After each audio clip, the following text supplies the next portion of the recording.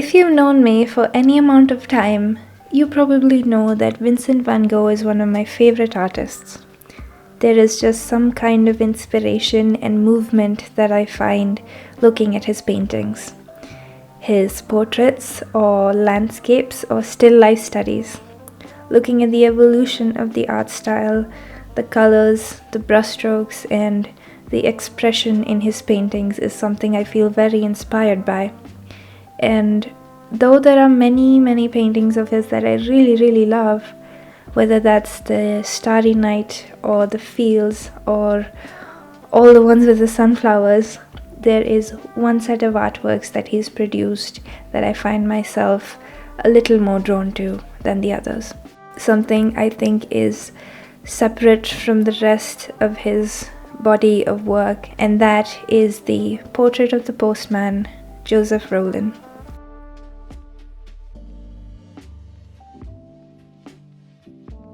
Today I thought I'd take you along with me as I try to capture the things that I like about this particular painting. So, hi, hope you're having a gorgeous day. Going into this portrait, I had a few goals for myself. I wanted to firstly capture the likeness, make my painting actually look like what he's intended to look like. I wanted to match the colors to the best of my ability, and lastly, really study this as a piece of art. That's the brushwork and the layout and the little details someone may overlook.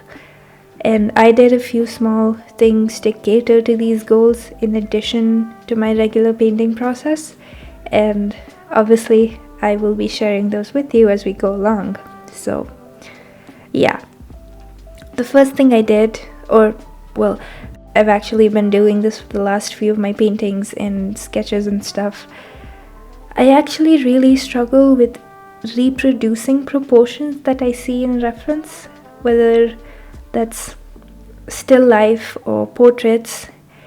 I can get my painting to look plausible. If it's a face, I can get it to look like a face. But a lot of the times I struggle essentially capturing the likeness.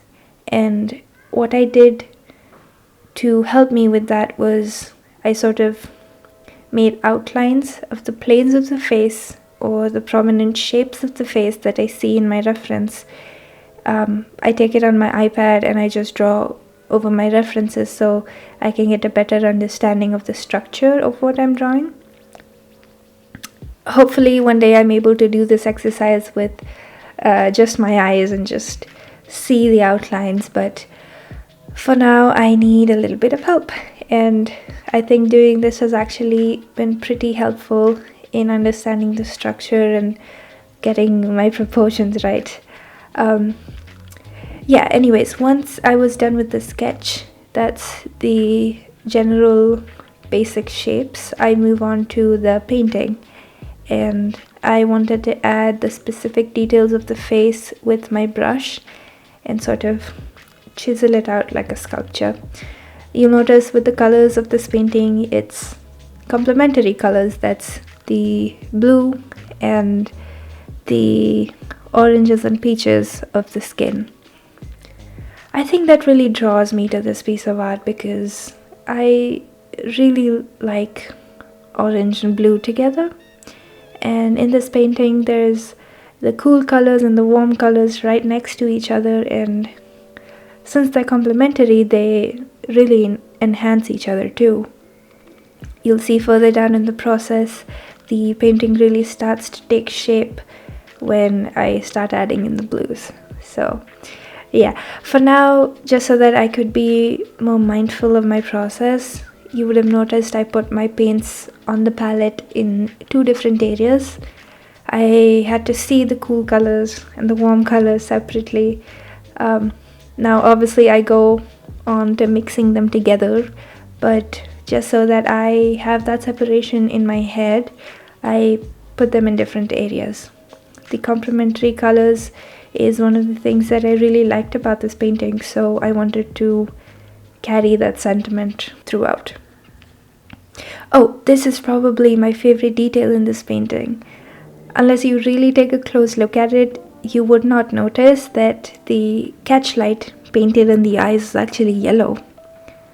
I was following the reference from my art book, and I don't know, somehow that made me really happy to look at. I've pretty much always added a nice little white dot in the eyes for the shine, but I had to really pay attention to this one.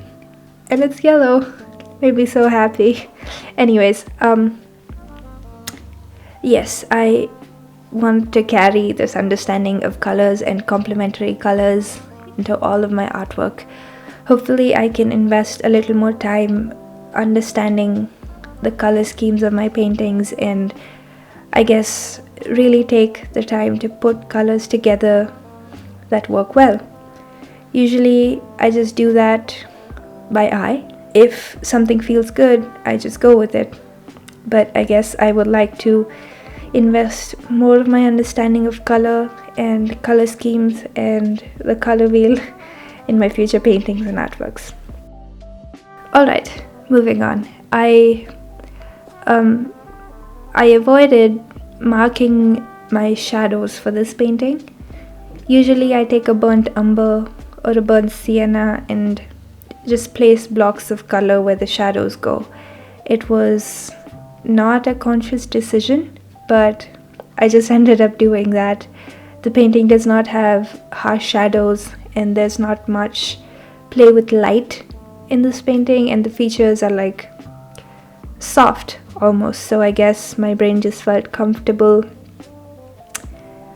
going into it straight away, and I think it worked.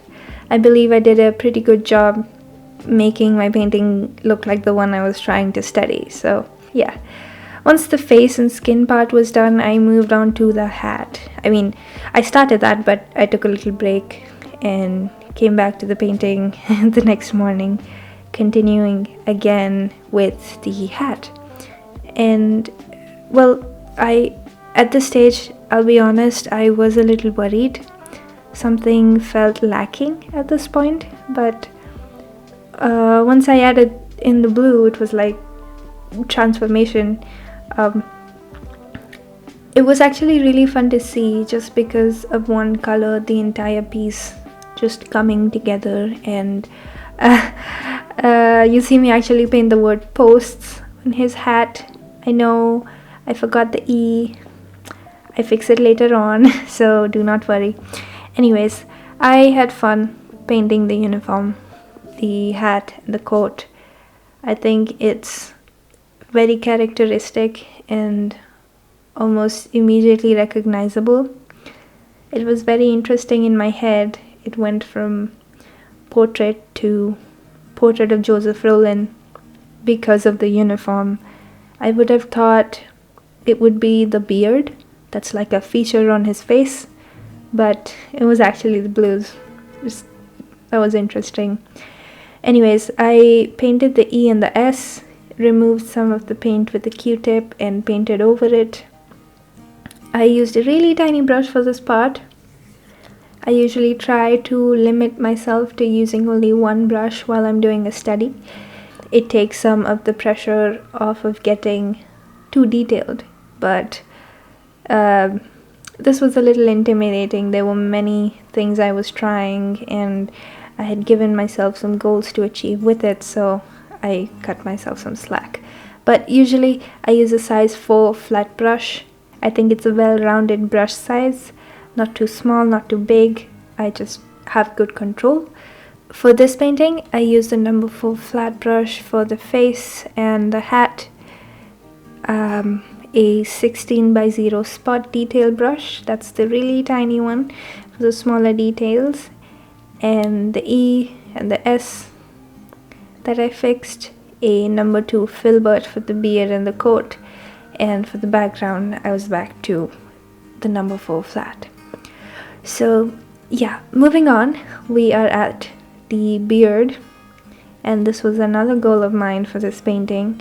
I really wanted to work at making the beard look good. Usually I just get lazy and avoid painting hair as much as I can. I really struggle with it.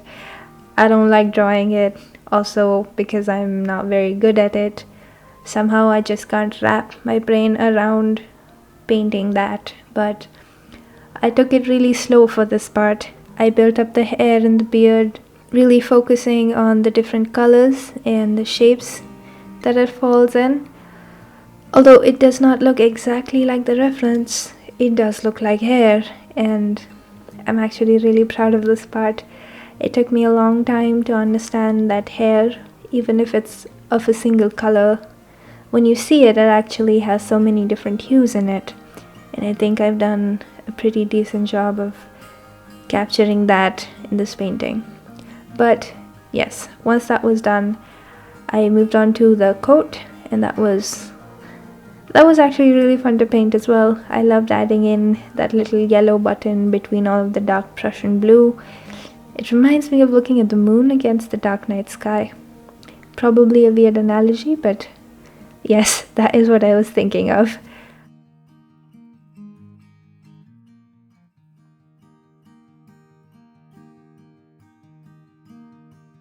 Okay, last stretch. We are at the background. One of my goals was to mix my colors well, and even though I pretty much got it right with the face and the beard and everything else, unless you really look for it, you probably won't notice, but my background blue is a little warmer than in the reference.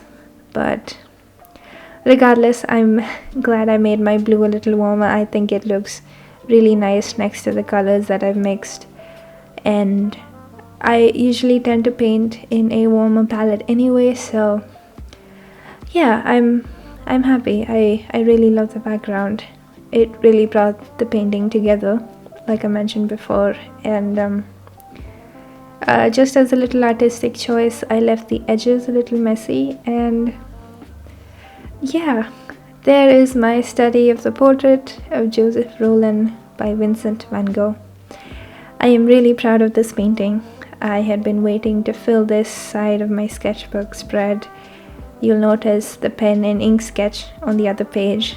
That was done several months ago, so I'm really glad I finally got around to it. So yeah, I hope you enjoyed this process and what went into making this painting, and I will see you in my next one. Bye.